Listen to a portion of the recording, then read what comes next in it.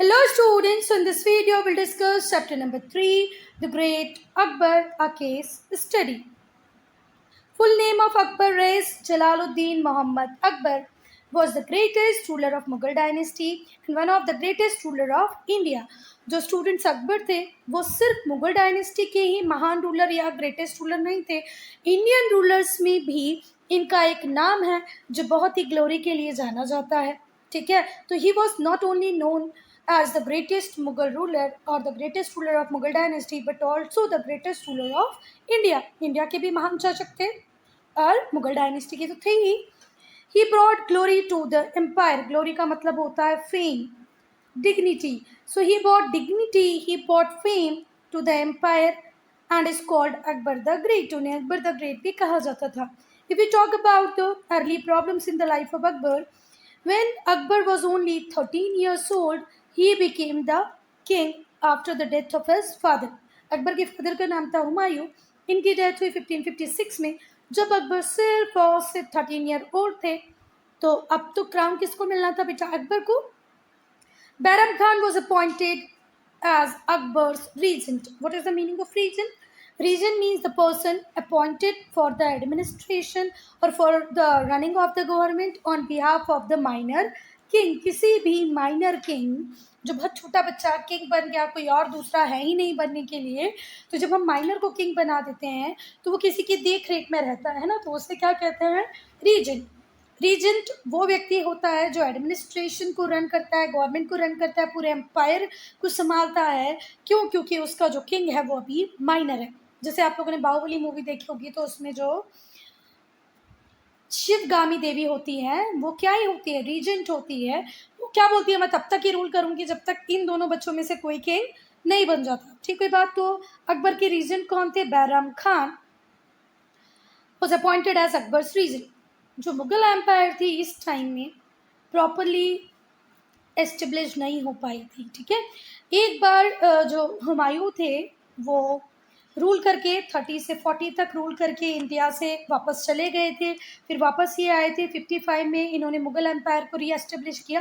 तो फिर कितना ही साल रूल कर पाए? सिर्फ एक ही साल रूल कर पाए. तो एक साल में क्या व्यक्ति अपने एम्पायर को रीएस्टेब्लिश कर सकता है, कॉन्सोलिडेट कर सकता है? नहीं. तो जब अकबर रूलर बने तो ऐसा नहीं था कि सब कुछ बहुत स्मूथ था, बिल्कुल प्रॉपर फंक्शनिंग थी हर डिपार्टमेंट की, पूरे एम्पायर की. ऐसा कुछ भी प्रॉपर नहीं था. तो बहुत कुछ देखना था अकबर को, बहुत कुछ करना था, पर उनके बिहाफ पे इस सब को करने के लिए किससे अपॉइंट किया था? अभी बैरम खान को. फिर से सुनना, हुमायूं ने पहले रूल किया 1530 से 1540 तक, पूरे 10 ईयर. फिर ये 1555 में वापस आए और सिर्फ कब तक रूल कर पाए? 56 तक. 56 में तो इनकी डेथ ही हो गई थी. तो अभी ये मुगल एम्पायर को रीएस्टेब्लिश हुआ. एस्टेब्लिश तो पहले ही हो गई थी, रीएस्टेब्लिश हुए बेटा सिर्फ 1 ईयर हुआ था. तो अभी एम्पायर में बहुत सारी प्रॉब्लम थी, मुगल एम्पायर अभी इतनी ज़्यादा स्ट्रॉन्ग नहीं थी. The Rajput and the Afghan were waiting for suitable opportunity. Continuously Afghan और राजपूत वेट कर रहे थे कि हमें सूटेबल अपॉर्चुनिटी मिले और इस मुगल एम्पायर को हम इंडिया से फिर से उखाड़ कर बाहर फेंक दें. To expel the Mughal from India. वो मुगल्स को बाहर भगाना चाहते थे. कौन कौन बेटा? राजपूत और Afghans. Now expansion and consolidation. Expansion means अपने एरिया को इंक्रीज करना, अपने एरिया को बढ़ाना. So in this topic will see expansion is policy of Akbar and then consolidation. Consolidation means अपनी पोजीशन को स्ट्रॉन्ग करना. तो अकबर ने अपनी पोजीशन को कैसे स्ट्रॉन्ग किया, अपने एरिया को कैसे एक्सपांड किया, ये सब हम लोग इस टॉपिक में डिस्कस करेंगे. तो अर्ली कॉन्क्वेस्ट में हम लोग डिस्कस करेंगे second battle of Panipat.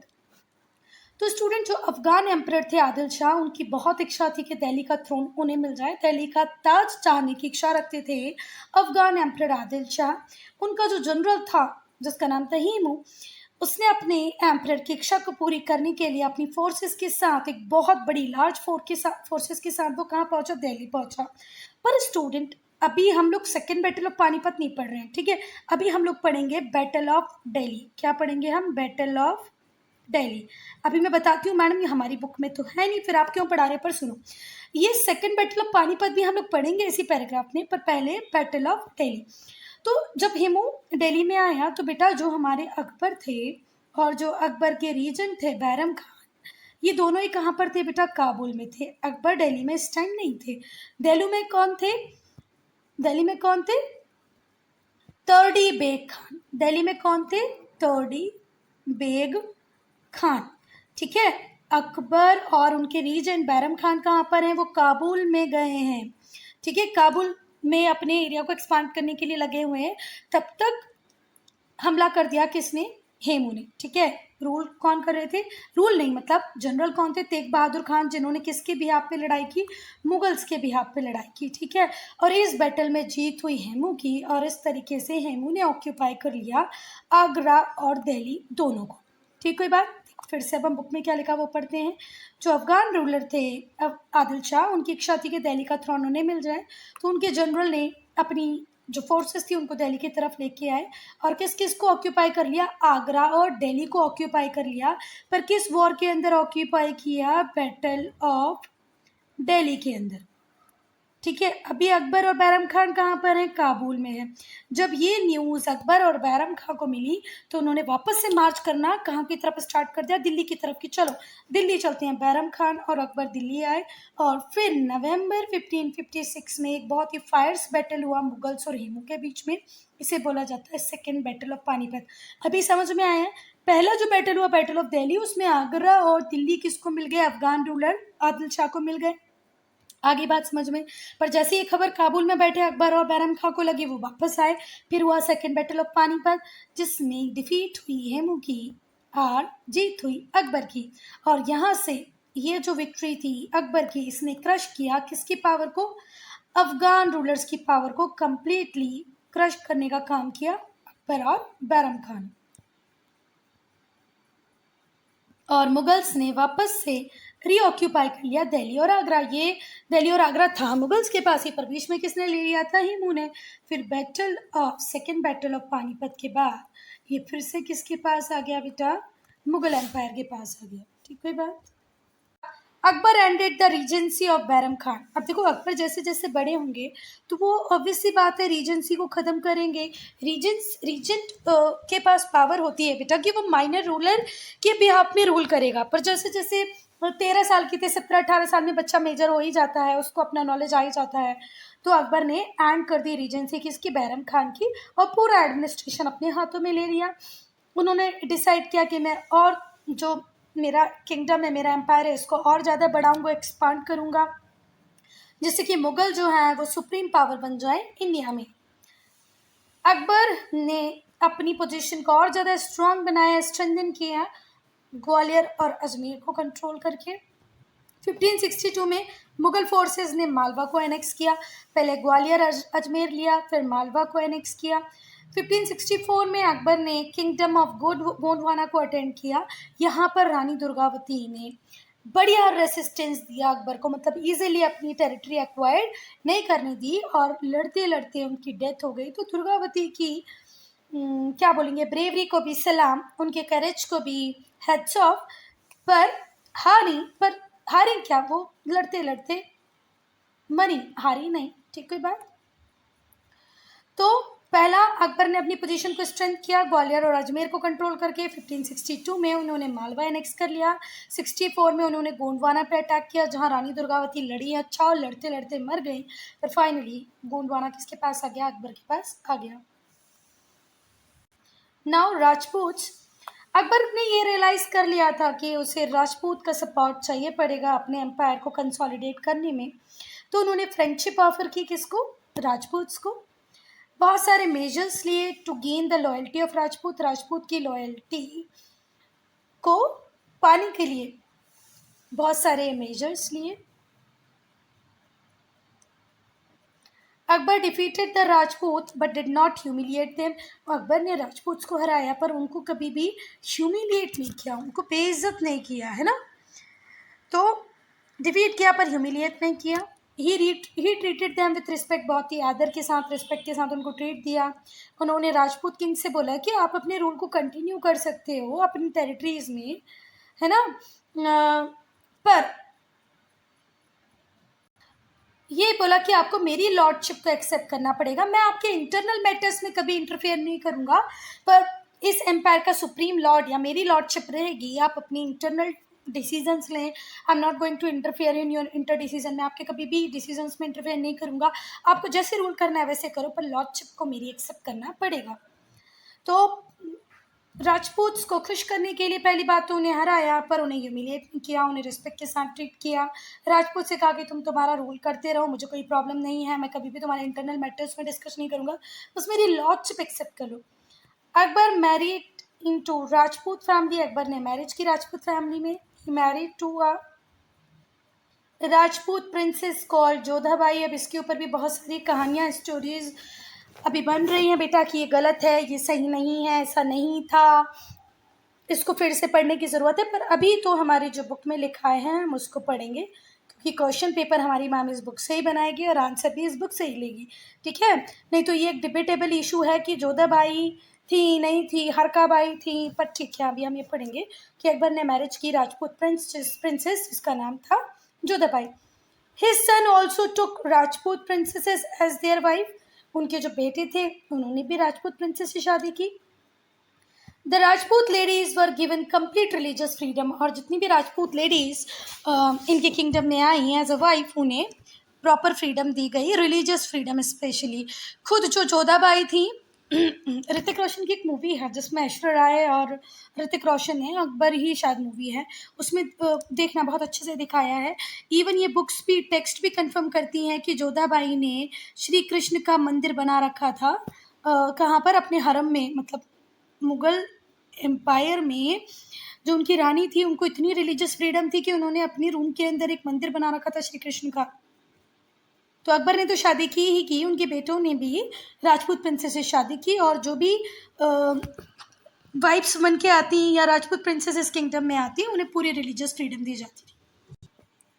Akbar ने हाई पोस्ट दी राजपूत चीफ्स को अपने एडमिनिस्ट्रेशन में। अकबर के कोर्ट का जो एडमिनिस्ट्रेशन था, अकबर के किंगडम का जो एडमिनिस्ट्रेशन था, अकबर के कोर्ट में खुद अकबर के कोर्ट में, अकबर के किंगडम में बहुत हाई पोस्ट थी इन्होंने राजपूत चीफ को।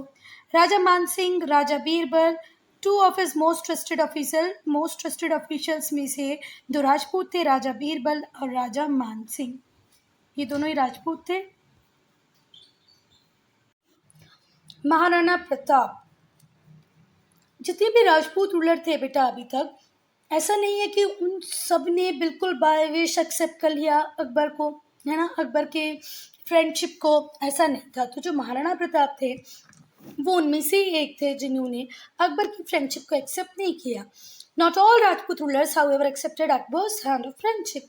उदय सिंह, महाराणा प्रताप के जो फादर थे वो थे उदय सिंह, ठीक है।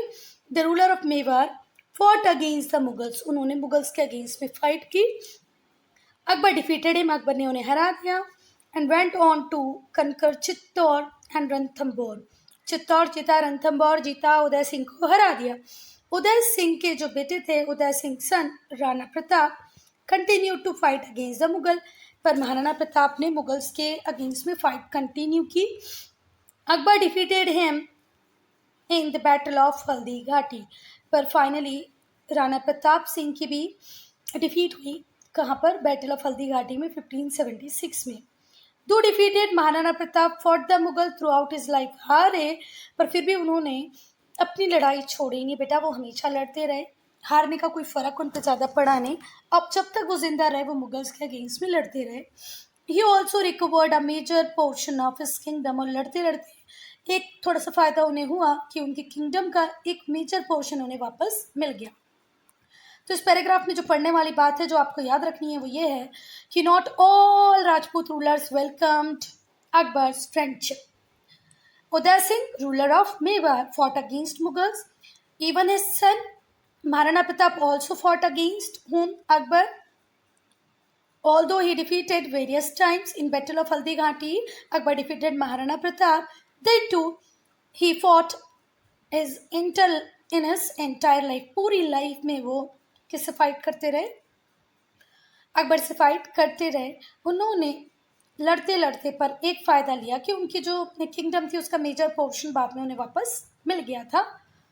लेटर कन्क्वेस्ट की अगर हम बात करते हैं तो अकबर ने एक भैया बहुत बड़ा एम्पायर खड़ा कर लिया था। तो कैसे खड़ा? बहुत सारी जीतें मिली होंगी, अपने एरिया को एक्सपांड करने का मतलब यही होता है बेटा, अब इंडिया की टेरिटरी तो इतनी है तो इतनी ही रहेगी ना, यहाँ से हम बे ऑफ बंगाल या यहाँ से हम अरेबियन सी में तो चले नहीं जाएंगे। जैसे पाम जमेरा बना लिया है किसने, यूएई ने। यहाँ पर ना ही तो हम हमारा एरिया खिसका के बे ऑफ बंगाल में ले जा सकते हैं, ना ही तो हम अरेबियन सी में जा सकते हैं, पर पाम जमेरा बना ली है किसने, यूएई ने। समुद्र के बीच में एक आइलैंड बना के खड़ा कर दिया है। उस टाइम में हम ऐसा नहीं कर सकते थे ना, तो हमारा एरिया तो इतना ही है। तो अगर किसी किंग का एरिया बढ़ रहा है मतलब किसी किंग का एरिया कम हो रहा है ना। तो अब हम जीतेंगे, हम लोग देखेंगे लेटर कन्क्वेस्ट क्या क्या जीता। He conquered Gujarat in 1572 and in 74 76 he conquered Bengal and Bihar. Bengal Bihar जीत लिया, गुजरात जीत लिया। 85 से 95 के बीच में उसने कश्मीर, सिंध, काबुल, कांधार, बलूचिस्तान ये जीत लिया। ठीक है, पहले 72 में गुजरात जीता, 74 से 76 तक बंगाल बिहार जीता, 85 से 95 तक जो युद्ध लड़े उसमें क्या क्या जीत लिया, कश्मीर, सिंध, काबुल, कांधार, बलूचिस्तान, ये भी मुगल के पास आ गए। फिर फाइनली मुगल ने एनेक्स किया उड़ीसा को जिसे आज का उड़ीसा बोला जाता है 1592 में। तो देखो अब एक एक करके बहुत सारे स्टेट अकबर के पास आते जा रहे हैं।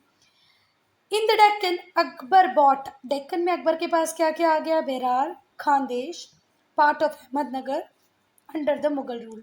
तो ऐसा नहीं था कि डेक्कन में ये कंप्लीट फेलियर रहे, डेक्कन का बेरार, खानदेश, पार्ट ऑफ अहमदनगर ये भी मुगल रूल के अंदर आ गए थे।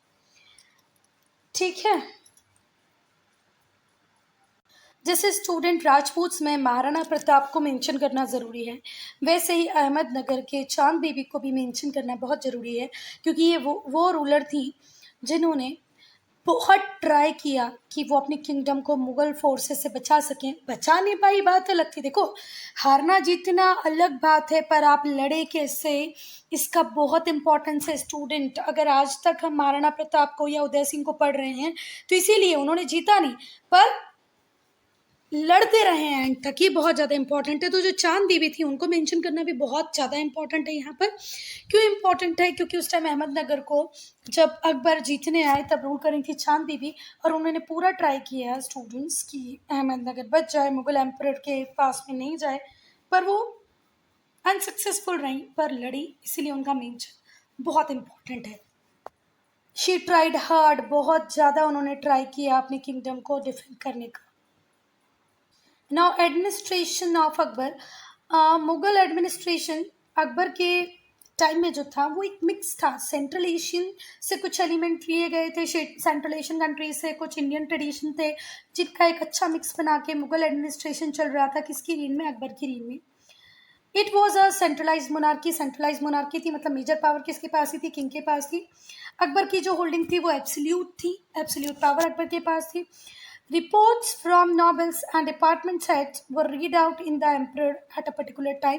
जितनी भी रिपोर्ट्स नॉवेल्स या डिपार्टमेंट के हेड बना के भेजते थे वो एक पर्टिकुलर टाइम में एम्प्रर के सामने पढ़ी जाती थी। इनकी जो मीटिंग्स होती थी वो दीवाने खास में होती थी, हॉल ऑफ प्राइवेट ऑडियंस, दीवाने खास जहाँ पर कुछ खास लोग आएंगे, है ना, तो हॉल ऑफ प्राइवेट ऑडियंस था दीवाने खास। अकबर अपना कोर्ट जनरल पब्लिक में भी लगाते थे, जैसे दीवाने आम बोला गया, हॉल ऑफ पब्लिक ऑडियंस, तो हॉल ऑफ पब्लिक ऑडियंस दीवाने आम, hall of public private audience दीवाने खास, हॉल ऑफ प्राइवेट ऑडियंस। और जो उनका दरबार कोर्ट लगता था वो जनरल पब्लिक के बीच में लगता था, जिन्हें हम दीवाने आम बोलते हैं, hall of public audience. Now central administration, Akbar के सेंट्रल एडमिनिस्ट्रेशन की अगर हम बात करें तो जो एम्परर था वो हेड था, भले ही सिविल केसेस हो या मिलिट्री एडमिनिस्ट्रेशन हो, दोनों का हम कौन ही देखते थे, हमारे एम्परर। सारे मेजर डिसीजंस लेने की पावर किसके पास ही थी, एम्परर के पास ही थी। वो सारे डिसीजन एम्पायर को देख के एम्पायर के में क्या होना चाहिए क्या नहीं होना चाहिए ये पूरे एनालिसिस के बाद ही वो लेते थे। ठीक है, एम्पायर के जितने भी डिसीजंस थे वो सारे कौन ही लेते थे बेटा, एम्परर ही लेते थे। सेंट्रल अथॉरिटी एम्परर ही था। He was assisted by many officials, बहुत सारे ऑफिशियल्स होते थे अकबर के कोर्ट में। द वजीर और the diwan was the head of revenue department. Wazir diwan ये रेवेन्यू डिपार्टमेंट के हेड होते थे। मीर बख्शी मिलिट्री डिपार्टमेंट को देखता था, मीर बख्शी मिलिट्री डिपार्टमेंट देखेगा, रेवेन्यू डिपार्टमेंट वजीर या दीवान देखेंगे। Khansama khansama attended to the needs of royal household. Khansama या खाने सामा जिसका काम था कि जो रॉयल हाउस होल्ड होगा, इतनी सारी रानियां थी, इतने सारे बच्चे थे बेटा, इतना बड़ा किचन हुआ करता था, वो सबकी देख रेख, रॉयल हाउस होल्ड की देख रेख किसके पास थी? खाने सामा के पास। ये बेटा बिल्डिंग है दीवाने खास, आगरा फोर्ट के अंदर जो दीवाने खास है उसकी पिक्चर है। आगरा फोर्ट में जो दीवाने खास है उसका ये पिक्चर है। जितने भी फॉरेन एम्बेसडर वगैरह जो आते थे, बाहर से कंट्री से जो लोग आते थे, उनके साथ भी अकबर यहीं बातचीत करते थे। इसके अलावा थे सद्र ए सदूर, जो लैंड मतलब ग्रांट्स जो होती थी, जो भी डोनेशन एम्परर मतलब जो चैरिटी का काम एम्परर करते थे, जो लैंड ग्रांट्स देते थे, उसका रिकॉर्ड रखने का काम था सद्र ए सादुर का। और जो काजी होते थे वो चीफ जज होते थे, काजी चीफ जज होते थे। सद्र ए सादुर ग्रांट्स वगैरह मतलब पूरा जितना डोनेशन चैरिटी हो रही है उसका रिकॉर्ड रखते थे। अब हम देखेंगे प्रोविंशियल एडमिनिस्ट्रेशन को। तो पूरी की पूरी एम्पायर प्रोविंसेस में डिवाइड होती थी, जिसको सूबा कहते थे। प्रोविंसेस जिन्हें हम स्टेट भी कहते हैं, उन्हें क्या कहा जाता था? सूबा। हर सूबे को एक गवर्नर हेड करता था, जिसे हम बोलते थे सूबेदार। हर सूबे का एक सूबेदार होता था, जिसको आज हम गवर्नर की तरह देखते हैं, है ना। He served as a link between the province and the emperor. और जो गवर्नर होता था वो प्रोविंस और एम्परर के बीच में लिंक का काम करता था। सूबेदार रिस्पॉन्सिबल होते थे प्रोविंस के एडमिनिस्ट्रेशन के लिए। अगर किसी प्रोविंस में कोई प्रॉब्लम आ रही तो उसके लिए रिस्पॉन्सिबल सूबेदार को ही ठहराया जाता था। They were assisted by number of officers. उनके बहुत सारे नंबर ऑफ ऑफिसर्स होते थे गवर्नर के पास या सूबेदार के पास, जो उसको हेल्प करते थे। और सूबेदार को असिस्ट करने के लिए बेटा बहुत सारे ऑफिसर्स दिए जाते थे। हर सूबा सरकार या डिस्ट्रिक्ट में डिवाइडेड था। तो पहले हो गई आपकी किंगडम, किंगडम को आपने डिवाइड किया सूबे में, और सूबे को डिवाइड किया सरकार में। फिर सरकार के और छोटे छोटे पार्ट्स हो जाएंगे तो उसको परगना बोलेंगे।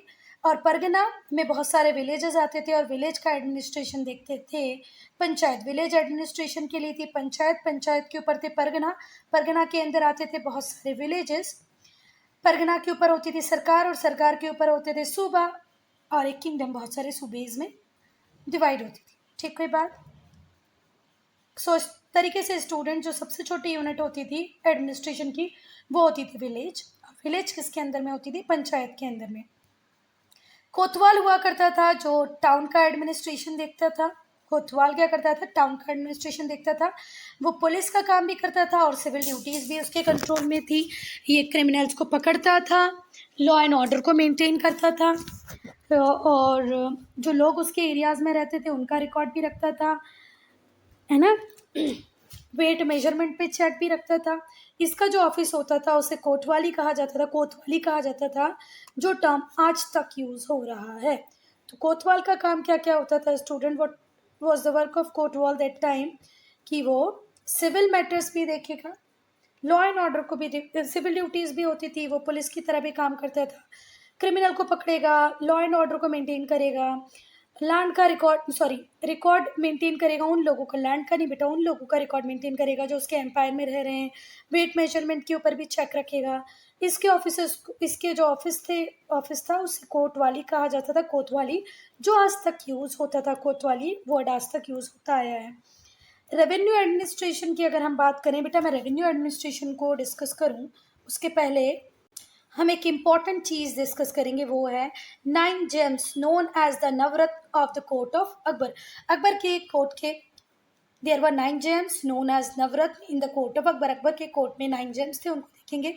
अबुल फजल ऑथर थे, फैजी पोएट थे, अब्दुल रहीम खाना ये बैरम खान के बेटे थे बेटा, ये मिलिट्री लीडर थे। बैरम खान के बेटे थे कौन? अब्दुल रहीम खाना, ये मिलिट्री लीडर थे।